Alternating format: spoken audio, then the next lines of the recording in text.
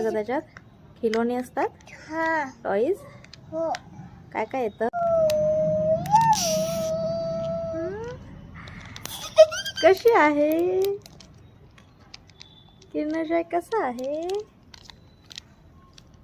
खिलोने काय आले बघ त्याच्यात. आरुषीने अशा पद्धतीने काढून ठेवलेला आहे किरणज. बघू. वा, काय आलं का आरुषी?